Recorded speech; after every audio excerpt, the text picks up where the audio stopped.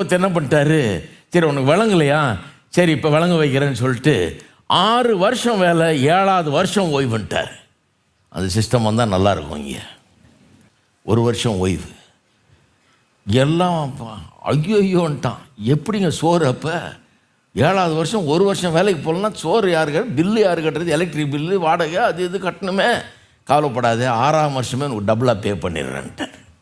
வாஸ்து பாருங்கள் நீங்கள், இருக்குது இதெல்லாம் பைபிள். இதெல்லாம் விட்டுறது, கோட்டை விட்டுட்டு நேரம் வெளிப்படுத்தலில் போய் நிற்கிறது. வெள்ளை குதிரை என்ன, கருப்பு குதிரை என்ன இருக்குது பைபிளில்.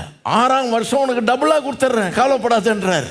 என்ன கர்த்தர் பாருங்க, ஏன்னா அவனுக்கு விளங்க வைக்க பார்க்குறாரு. உன் உழைப்பு இல்லைப்பா, லோன்னு நான் உழைச்சேன், மாடா உழைச்சி ஓடா தேஞ்சாதான் பொழைப்பாக்கும், என் பொழைப்பை கவனிக்கணுன்றியே. பொழைப்புக்காக உனக்கு வேலை தெரில, விசுவாசத்தால் நீதிமான் பிழைப்பான். பிழைப்பு உங்களுக்கும் எனக்கும் மாடா உழைச்சி ஓடா செய்கிறதுனால பிழைப்பு இல்லை, விசுவாசத்தினால பிழைப்பு. நான் கர்த்தர் பேரில் விசுவாசம் வச்சிருக்கிறேன். அவர் என்னை உண்டாக்குனவர், என் பரலோக தகப்பன், எனக்கு என்ன தேவைன்றதை அறிந்திருக்கிறார். அதுக்குன்னு வேலை செய்யாதன்னு அர்த்தம் கிடையாது. சிலர் நினைக்கிறாங்க, மனுஷன் நல்லா இருந்தாங்க, கர்த்தர் உண்டாக்குனாரு, நல்லா இருந்தான், வேண்டியதெல்லாம் கிடைச்சிது, உட்காந்து சாப்பிட்டான், பாவம் செஞ்சான் பாருங்க, அப்புறம் வேலை செய்ய வேண்டியதாக போச்சு அப்படின்றாங்க. வேலை பாவத்தின் நிமித்தம் வந்ததுன்னு நினைக்கிறாங்க. கிடையாது. 2ஆம் அதிகாரத்தை வாசித்து பாருங்கள். ஆதியாகமத்தில் உலகத்தை உண்டாக்கி, ஏதேன் தோட்டத்தை உண்டாக்கி, அதில் மனுஷனை வச்சு முதல்ல வேலையை தான் கொடுத்தாரு.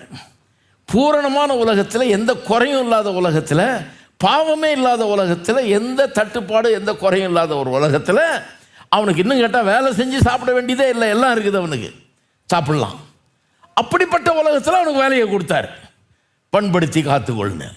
அப்போ வேலை பொழைப்புக்காக அல்ல, வேலை எதுக்காக? மன நிறைவுக்காக, என் சந்தோஷத்துக்காக. இல்லைன்னா சும்மா உட்காந்துட்டு கிடக்கணும், எந்த மன சந்தோஷமும் இருக்காது. வேலை எதுக்காக? நான் ஒரு கனவு காணும்படியாக, அந்த கனவை நனவாக்கும்படியாக, அதில் மகிழும்படியாக, எனக்குள்ள கர்த்தர் வச்சிருக்கிற தாளந்துகள், கிருபைகள், ஆற்றல் எல்லாம் பயன்படுத்தி அது எப்படி பயனளிக்கிறது, எனக்கு மட்டும் இல்லை சமுதாயத்துக்கு எப்படி பயனளிக்கிறதுன்னு நான் கண்டு அதில் மகிழுவதற்காக, எனக்குள்ள கர்த்தர் வச்சிருக்கிற ஆற்றலை கண்டு நான் மகிழுவதற்காக செஞ்சு பார்த்து காரியங்களை நிறைவேற்றி பார்த்ததில் மகிழுவதற்காக தான் வேலையை கொடுத்தார். பொழைப்புக்காக வேலை இல்லை.